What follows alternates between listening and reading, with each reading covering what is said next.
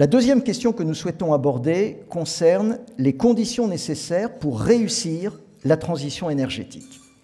La première condition de succès de notre point de vue est l'accélération de l'innovation.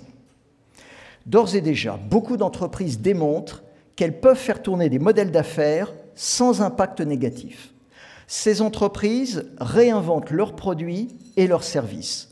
Elles pivotent vers un modèle reposant sur la commercialisation des usages afin de diminuer la pression sur les ressources. La deuxième condition de succès est l'alliance entre les entreprises.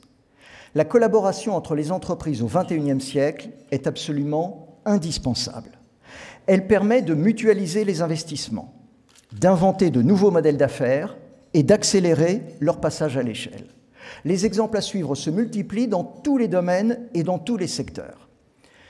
Total Energy, Stellantis, Daimler se sont associés pour concevoir le champion européen des batteries dans le cadre de la coentreprise ACC et de l'essor des véhicules électriques.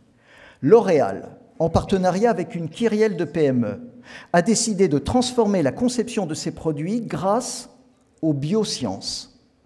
Le groupe investit notamment dans la réduction des plastiques utilisés pour ces emballages et dans leur remplacement par des matériaux biosourcés.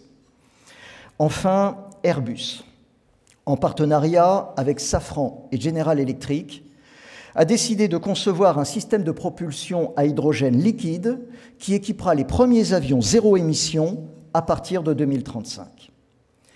La troisième condition de succès concerne le rôle du numérique. Même si tout le monde n'est pas tout à fait d'accord sur ce point, nous pensons que la digitalisation des entreprises contribue à une économie décarbonée. Elle permet de basculer vers une croissance plus qualitative et moins gourmande en ressources consommées.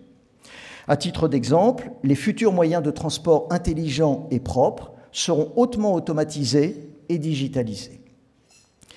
Enfin, et la liste est bien entendu non exhaustive, la quatrième condition de succès, qui est sans aucun doute la plus complexe, concerne le changement de nos comportements.